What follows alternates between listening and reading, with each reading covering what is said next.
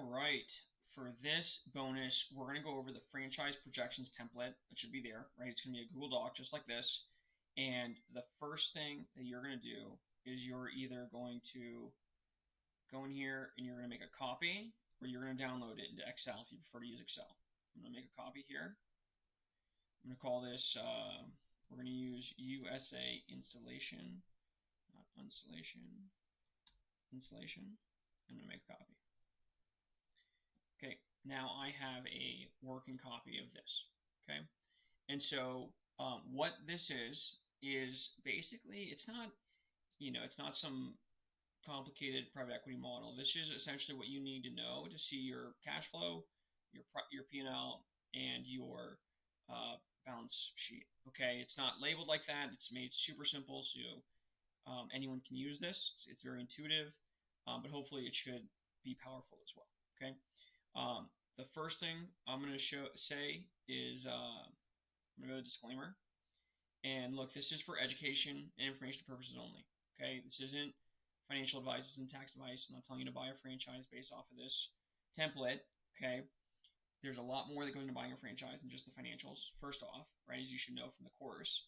And secondly, I'm not a CPA, I'm not a CFO, I'm not any of those things, right? So you should use this to get a pretty good idea of what the franchise will look like. You speak to franchisees to validate all the assumptions that you're going to make, and then you need to take it to a CPA or a CFO or something like that. And I can I can refer you to people, and they're going to go through it and they're going to tell you, hey, you forgot this, or these numbers aren't adding up right, or this is, I did a stress test and I looked at what it looked like if you did 20% less revenue and you're in the red for 3 years, right? So they'll be able to tell you those types of things. This is just to get you going. Okay, and so now that disclaimer is out of the way, move myself over here. We've made a copy. You're only going to fill in the yellow highlighted tabs. You're going to go through the revenue projections, and then you obviously use this video, right? So, first go through the investment tab, and then okay, there you go. All right, so let's go to the investment tab. And so what we're going to do is I'm going to take this FDD. I'm going to go to the item 7. I mean, you want to make sure you read the item 5 as well, but let's start off with item 7. And basically what I'm going to say is I'm going to come in here and I'm going to put these into the worksheet, okay? And then this is for 3 months, right? This is your initial investment, often for 3 months. If you go into the like professional fees or marketing spend, right? If we go to note 11, let's come down here to note 11. You must spend $25,000 on your initial marketing spend, right? So that's opening. And then during the first 3 months of operation, you may choose to spend more. Depending on the territory size, you may require to spend up to $45,000, right? So it looks like in the first 3 months. So it looks like if maybe you have 3 territories or something, right? Okay, so that's good to know. But what I'm going to do, you'll see a lot of this is for, right, additional funds for 3 months. Insurance is probably for 3 months, right? So what I'm going to do is I'm going to do it for 1 month, and then, I'm going to do it for everything up to my doors opening, right? Like all the money I'm going to spend until my doors open, and then everything after that is going to be part of working capital, and we're going to refine the working capital with the model, okay? So I'm going to pause it, and I'm just going to go in the middle, right? Because if I was actually doing this, I would look at what property prices are in my area, right? Leasehold improvement would probably be the top. Installation, truck, and upfit, right? I'm going to go through all of this. I'm going to pause it. I'm going to put it into the worksheet, and then we're going to turn it back on. Okay, so I've put everything in here right in the middle. Again, you're going to actually talk to franchisees to figure out what these numbers should be and research what the local prices are and see, like, equipment. If it's the same equipment, maybe this number is from 2 years ago, and because of inflation, it's actually $15,000 now, right? So all this research is going to need to get done. Working capital, I just put it 50,000, but I'll show you how we're going to figure out what the number needs to be, okay? And then if I'm going to use a loan, right? So I come over here, this pulls this number, the total investment. with equipment and vehicles. The reason is the SBA usually wants to be the one financing that vehicle. Okay. Cash injection, say 25% cash injection. For smaller loans, it can be 10%. Usually it's 20%. Let's just say I want to be conservative. I'm going to put an extra 5%, right? So I'm going to say 25%. My liquidity required is $93,000. So that's how much cash I need to provide to the bank. Okay. My loan to value, 75%. The loan amount is $279,000. Interest rates right now are a little less than 10%. I'm just going to leave it at 10 to make it easy. So my monthly payment is $3,687 for 10 years. Okay. And that gets pulled over into the P&L. All right. So this is kind of what my startup looks like, right? Okay, great. So next I'm going to go revenue projections. So I'm going to talk to franchisees and I'm going to figure out, how much money they're making months 1 through 24 and what product. So for an example, right, let's say maybe they do, they have a proprietary installation, and then let's call it other installation, and then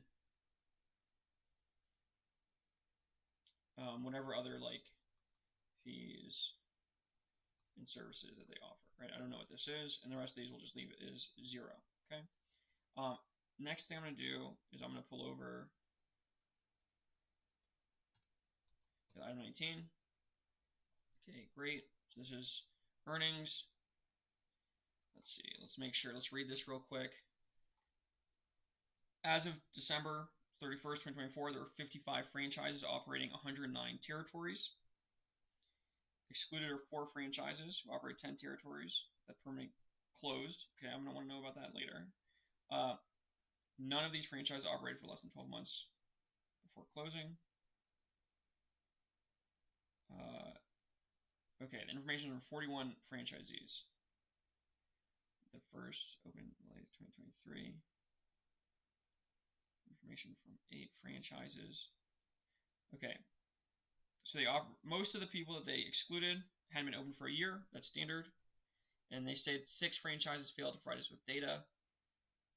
Sometimes that's true. Sometimes, I always, if this number's too big, 6 out of 55 is we're approaching kind of a big territory. It's over 10%.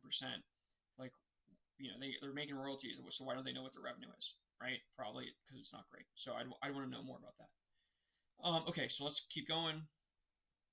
So these guys, median 1.1 million, average of 2.4, but some of them have been open since 2008, so we got to take that with a grain of salt.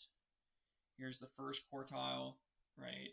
Gross sales, second quartile, third, and fourth. Okay, interesting. Looks like their worst person did 216,000. Honestly, that's not bad. But again, they've been open for at least a year, right? So this is after their first year in business. Okay, and that's it for the item 19. So let's go to the third quartile. Usually this bottom quartile, these guys just aren't very good. The third quartile is usually, I want to be kind of the median here at a minimum for my second year. So my second year, I want to do about $1 million, right? I would talk to the franchisees and I'd verify that, right?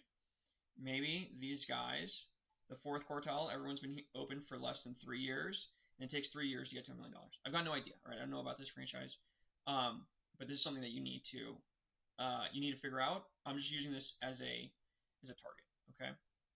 So let's say, again, I don't know what this number is either, but let's say for proprietary installation costs $10,000, right? And other installation, let's say it's like $5,000.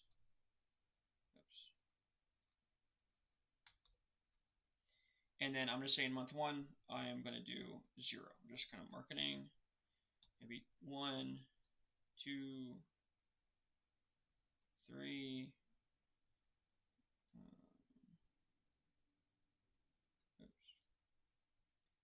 And then as I'm filling this out, I'm just keeping an eye on this total here, right? Make sure my year 1 total, and then you'll see over here on the left, or on the right, my year 2 total. I make sure they're not getting too big. So I'm going to fill this out. For this, I'm just gonna make year 1 come out to 500K and year 2 come out to $1 million, and we'll start again once it's all filled out. Okay, so as I was going through this, I just put in numbers, kind of wavy here to get to 500K in year 1, and then kind of wavy here to get to 2. I left the this bottom one just even, other insulation. Now, my guess, again, I don't know about this, but that there's probably some seasonality, right? So my guess is that during the winter, they either do a lot or not a lot, or vice versa with the summer. I'd want to talk to franchisees, because if you think you're going to be at these kind of numbers, and then you drop, you get bigger as towards the end of the year, maybe that's true, but maybe it's like, because you should probably put in the actual month that you're going to buy the franchise. Let's say January, February, March. Maybe these are all zeros, and then when you get to January, February, March in 13, 14, 15, I got 5, 6, 7. But maybe these are all zeros. Maybe you don't do much work during the wintertime, right? I don't know, right? But that really affects your cash flow, because you're still going to have to pay that loan. You're still going to have to pay your insurance. You have to pay your lease, and you've got no money coming in, right? So you really need to understand the seasonality of the business, and you would reflect that here in the revenue projections tab. Okay, now that the revenue is done, we're going to go to the main P&L. Okay, and we saw that the revenue gets pulled over automatically. Okay, I have on purpose some like high months and then followed by some low months, right, as we go across. And now we need to put in our COGS. So let's say this is cost of goods sold, that directly relates to the project. And then this is for delayed payment adjustment. So let's say you don't get paid for 90 days. What you're going to do is you're going to equal this, it's going to be equals to negative this, right? And then you're going to have you're going to total it here.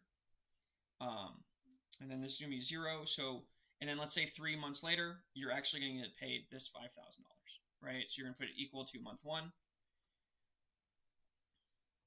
0.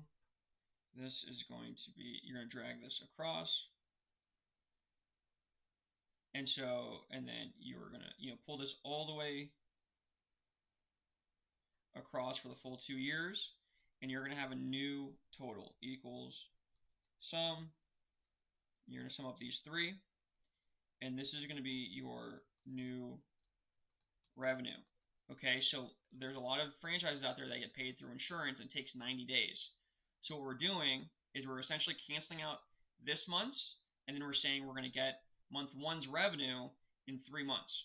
Why am I doing it that way, right? Well, because I still have to pay materials and labor in month 1 for jobs done on month 1, but I'm not getting paid for that job till month 3, right? So it's just a really easy way to shift my revenue over, but leave it where my expenses can be the same, right? And then all I have to do is need to go through like my gross profit, and now my gross profit, instead of being C2 minus, which is normal revenue minus COGS, it is going to be new revenue minus total for COGS, right? And then since everything else underneath this is based off of this gross profit, it's all you have to change, and now you have a projection for something that can handle getting paid 1 month later, 2 months later, 3 months later, whatever that is. Okay. Now for USA Installation, they get paid when they do the job, right?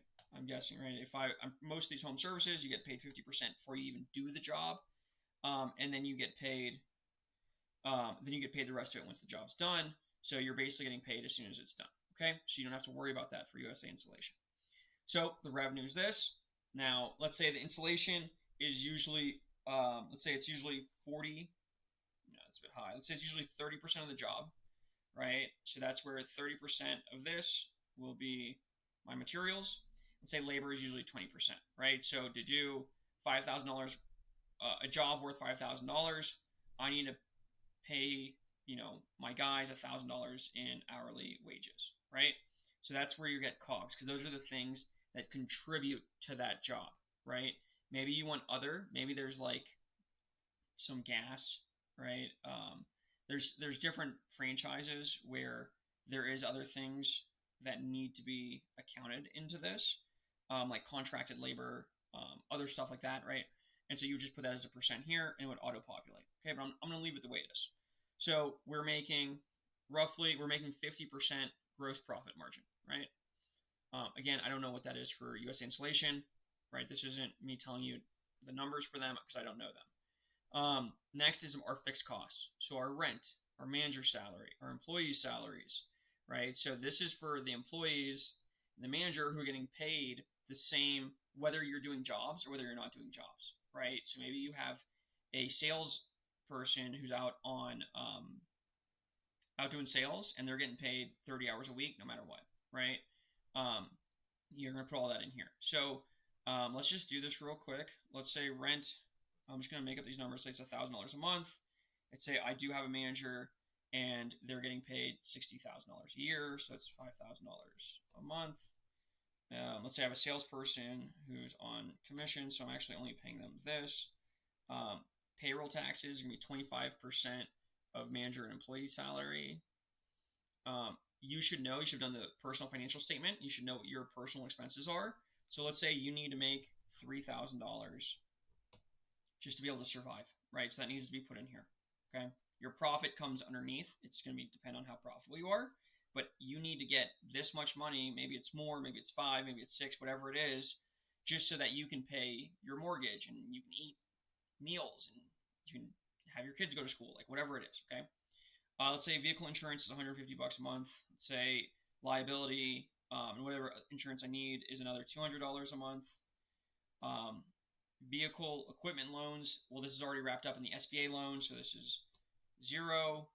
Utilities for a storefront. We don't have a storefront, but let's say we have a warehouse and there's some utilities. Maybe it's like $80 a month.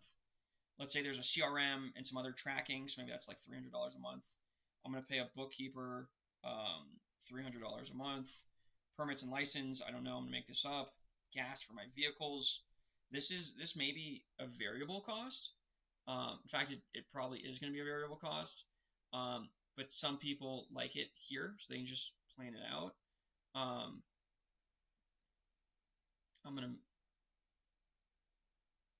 It's just hard, right? This is a tough one. So I'm just going to say it's like $200 a month, right? And then you can come in here and like here you can say maybe it's going to go up to 300, and maybe here it's going to go up to 500. Like however you want to do this, it's never going to be perfect, okay? Maintenance, so like maybe I need guys once a month to do like a tune-up on the vehicles. I don't know, maybe that's like $99. My inventory, this would be other than COGS, right? I don't think there is inventory other than COGS for this, but there might be disposables that you need to buy, right? Hiring expenses, you're probably always hiring, so you want to talk to franchisees. How much do you spend on Indeed to hire one person? Let's say it's $500. Okay, and let's say you're always trying to hire somebody because people are always quitting, or there's growth, or whatever it is, right? You can go ahead and put in any other fixed expenses here, and we're going to go into variable, right? So these expenses are directly related to your revenue, right? So fixed, you're going to have to pay this no matter what. You'd be making $0 or $1 million, you're paying fixed expenses. Your variable expenses, you're paying this only if money's coming in, right? So let's say royalties are 8%. We can actually see what it is. Let's take a look.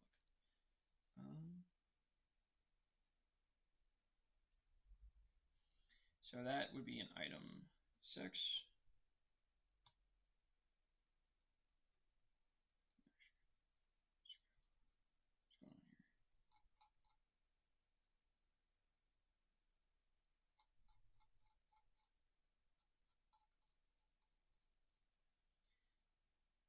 Okay, 5% or $1,000.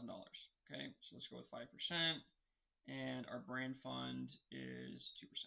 Okay, so this would be 5%, 2%. Maybe you pay with a credit card. If I was selling $10,000 stuff, I would demand a bank transfer, so there's no credit card fee. Let's say everything that my salesperson sells, he gets 10% on, and then I just spend local marketing is 5% of whatever I make. Now, this might have at the beginning, right? Because this is $250 isn't much, right? So at the beginning, I might have like a marketing, and I'm going to spend at least $2,000 a month in marketing, and then on top of that, I'll spend an additional 5%, right?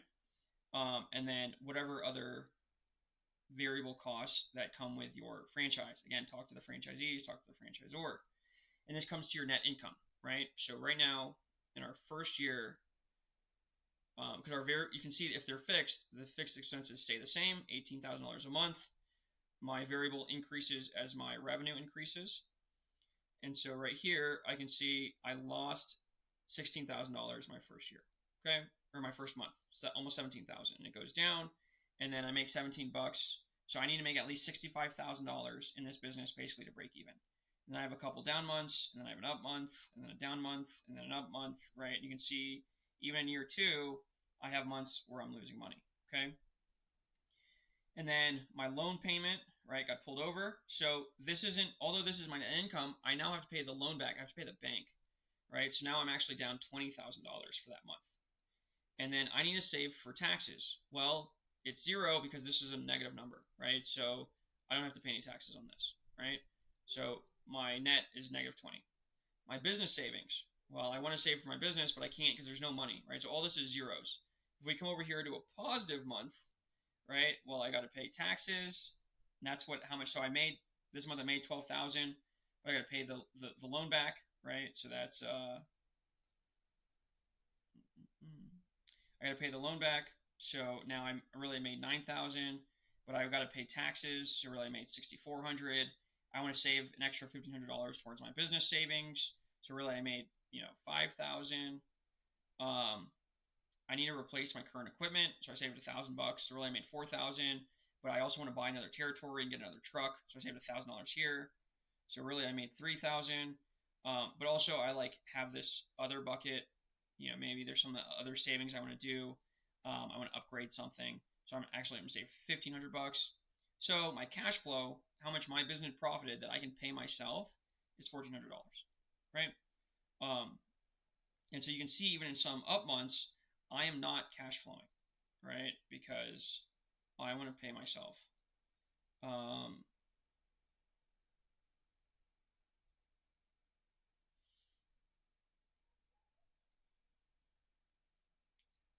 Okay, so that is that. And so my business savings, right? Here I put 100,000, but I think we said in our investment prior to opening, our working capital, yeah, it's gonna be 50,000. So let's change that to 50,000.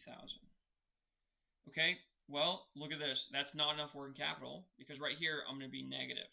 Okay, so let me do this real quick.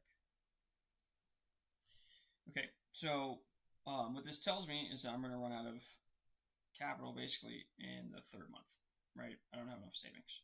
And this does add back. If there is business savings, it'll add it back to this. But there is no savings because we're not making enough money the 1st month. So I actually need way more. Maybe I need like 100,000. Oh, no, I still run out of money. Maybe I made 150,000. Okay, at 150,000, it looks like I still run out of money over here.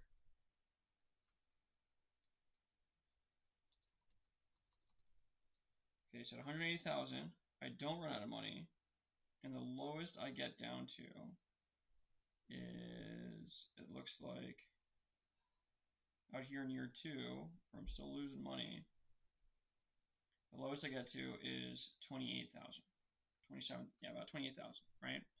Now that's not good, because if I look up at what are my total expenses, 18, my fixed expenses are 18, and then my variable are 77, so about 25. I actually really want $50,000 to $75,000 in my bank account, and I'm not going to have that. Okay, so this is an issue, right? So either I know I need $150,000 or $180,000, or maybe I actually come in with 200,000, right? And then I need to go back and I need to say, this is actually going to be 200,000. So my loan's gonna be much bigger, right? Either my loan's gonna be much bigger, or I have cash. I have $150,000 in cash outside of this $93,000 I'm putting into the SBA, right? So you need to figure out either one of those, right? So, but let's say I want $200,000 of working capital. I now need $130,000 to get the loan. I go to my main P&L, and I need to check again.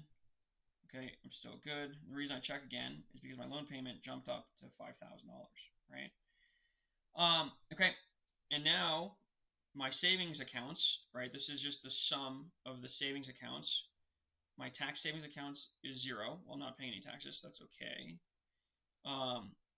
To replace current equipment, well, it never really gets that high in the first couple years, so hopefully these equipment will last me, right, over these 2 years. I don't have enough savings to buy another territory. Right? I have $5,000, so I'm not buying another territory in my first 2 years. My business savings,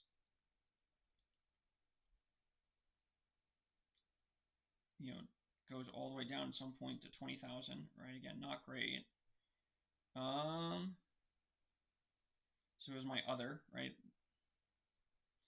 And this is my owner's profit, right? So this is just all it's just showing how much I'm making per month, right here, okay? And you can sum it up if you want to figure out what it is for the year, how much money you're losing, right? Or if you're doing more, how much you're making.